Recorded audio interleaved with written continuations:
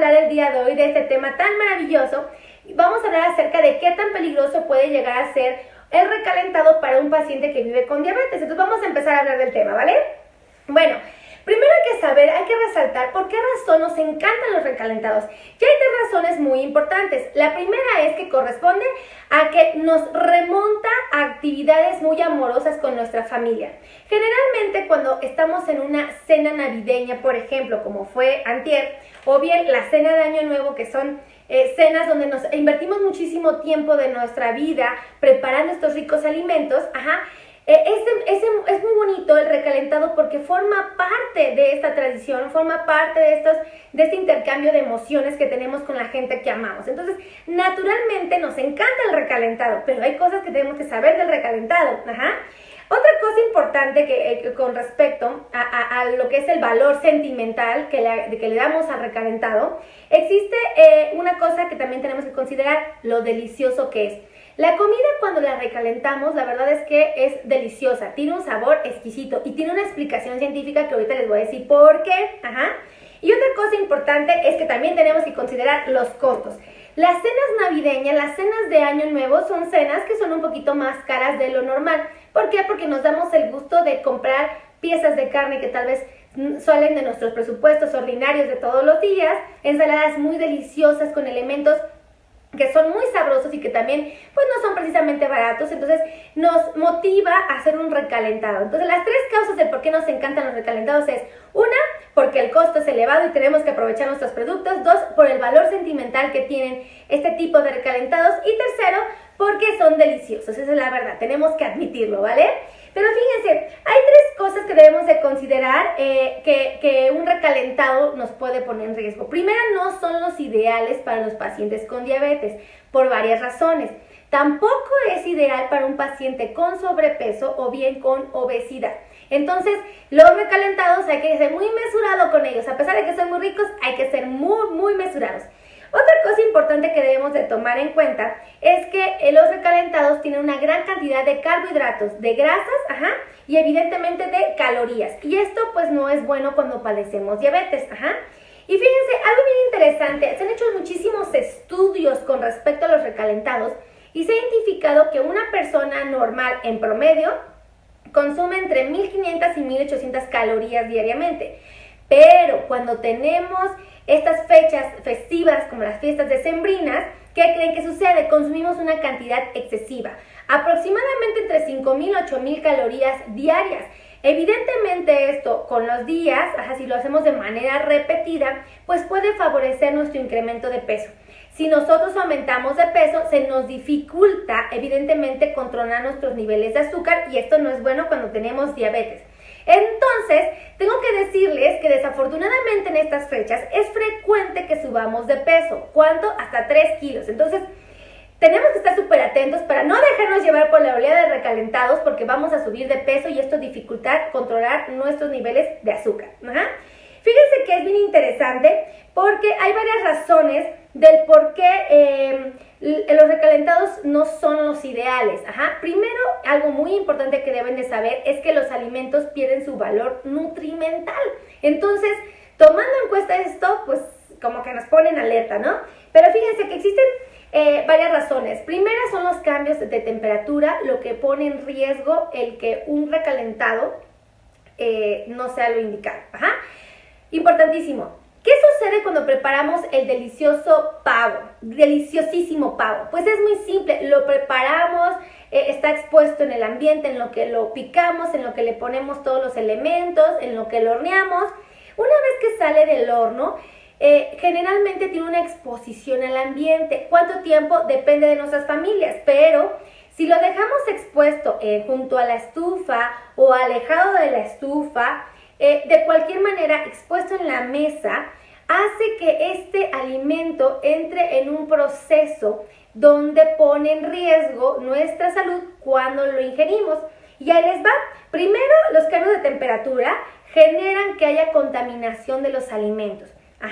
Segunda, que deben de tomar en cuenta es que la forma en cómo guardamos el recalentado es otro elemento que tenemos que tomar en cuenta. Si, por ejemplo, yo tengo el pavo en una ollita en una cacerola y de repente deseo cambiarlo a otra y resulta que la cacerolita o el topper que ocupo para guardar el resto del pavo es uno que ya usé previamente para servirle, por ejemplo, a mis familiares, ese topper o esa ollita ya ahora tiene bacterias y aunque sea de menor tamaño, va a producir que el producto se descomponga con mayor velocidad. Entonces tenemos que tomar en cuenta cómo estamos guardando nuestros alimentos para que no se descompongan con facilidad, si es que decidimos meterlos o refrigerarlos, ¿vale? Otra cosa que tenemos que tomar en cuenta es el tiempo que estuvo en la mesa. Yo estoy convencida que a veces estamos tan contentos con nuestras familias, estamos tan a gusto festejando con ellos, que dejamos el pavo expuesto en la mesa muchas horas. Entre más tiempo pase, más exposición tenga el ambiente, la carne, por ejemplo, pues evidentemente más riesgo de contaminación existe. Ahora, hay que tomar en cuenta que los ingredientes de los alimentos que nosotros producimos, que hicimos, van a empezar a transformarse con el paso de las horas y evidentemente esto potencializa el riesgo de, por ejemplo, una intoxicación alimentaria. Entonces hay que estar súper atentos. Hay 4 alimentos que deben de tomar en cuenta que a veces no son los ideales para recalentar. Uno de ellos muy importante es el pollo, entonces aguas con el pollo. Segundo, la papa. Afortunadamente a los diabéticos no nos gusta comer mucha papa porque sabemos que nos hace daño, pero tómenlo en cuenta para que no se me confíen las papas, evite recalentarlas, ¿vale?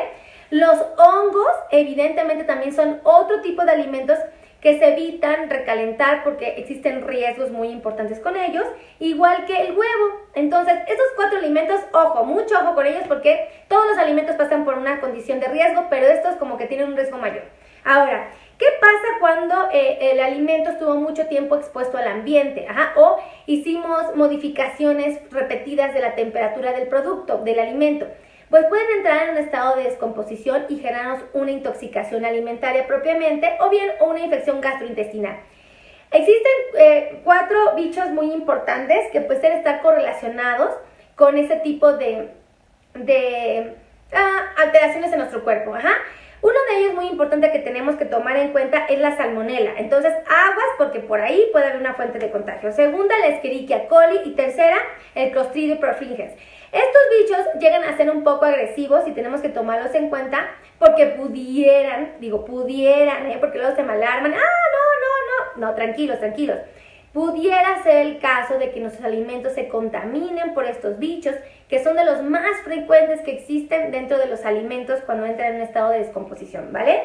Tienen que saber, que lo ideal es que nuestros alimentos cuando los preparamos no pasen más de 2 horas de haberlos preparado e ingerirlos, porque 48 horas después de su preparación pueden empezar a perder valor nutricional y esto pues evidentemente no va a ser saludable. Entonces comerlo al día siguiente o 2 días después o 3 días después pues puede ser que ya no sea tan nutritivo como lo fue en un principio, ¿vale? Aún estando refrigerados, fíjense, eso es bien interesante. Entonces tómenlo en cuenta. Ahora, algo bien interesante, por ejemplo, deben de saber de los hongos, es que los hongos a mí me encantan, pero tengo que reconocer que a veces no pueden ser la mejor opción cuando tenemos diabetes, y ahí les va. Porque estos cuando pasan por varias horas de exposición al ambiente, o varias horas tras haberse preparado, empiezan a perder su capacidad nutrimental y algo bien interesante es que el hongo lo único que va a terminar conservando va a ser la grasita y los carbohidratos. Entonces, aunque sean poquitos, pues hay que tomarlos en cuenta, ¿vale? Y otra cosa bien importante del recalentado es que muchos de los recalentados tenemos que hacer uso de aceite y el aceite puede llegar a ser peligroso. ¿Por qué razón? Ahí les va. Cuando ustedes ponen un sartencito, y lo ponen aceitito para que no se pegue el alimento, estamos exponiéndolo al calor. Bueno, resulta que el aceite que estamos poniendo, tanto como el aceite de los alimentos, se conjugan y pueden llegar a un punto donde se pueden llegar a quemar. Cuando el aceite se quema propiamente puede volverse tóxico, y esta toxicidad se debe a una sustancia que se llama acrilamina. Esta sustancia se puede volver carcinogénica y con el paso del tiempo y con el abuso de los recalentados, pues evidentemente favorecer que en un futuro pudiéramos llegar a tener cáncer. Entonces tómenlo en cuenta para que no se me confíen, ¿vale?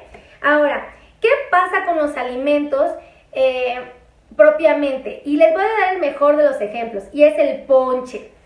No me van a dejar mentir. ¿A poco el ponche no es delicioso al día siguiente? El día del preparado es muy rico, pero en el recalentado, bueno, se vuelve exquisito. Y hay una explicación maravillosa. Resulta que el ponche y cualquier otro alimento que recalentemos empieza a incrementar su nivel glucémico. ¿Qué significa esto, doctora? Bueno, significa que se incrementa la velocidad con la que se asimila la comida propiamente en el intestino.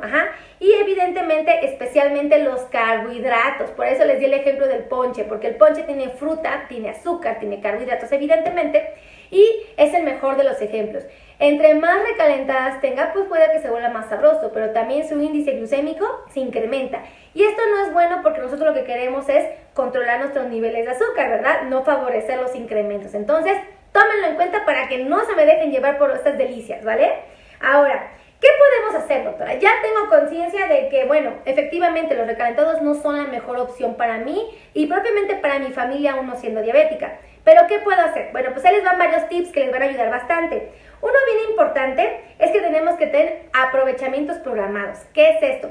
Si yo ya sé que yo ya cené con mi familia, ya cenamos todos, ya pasó, todavía no se cumplen las 2 horas de que el producto estuvo expuesto al ambiente, probablemente ya agarró una temperatura adecuada, lo voy a empezar a cortar, lo voy a meter en toppers limpios, nuevos, suficientemente libres de bichos, No vayan a agarrar la bolsa de las tortillas, la bolsa del pan, porque la ven limpia y ahí meten el producto, porque ¿qué creen? Ese producto ya tiene bacterias.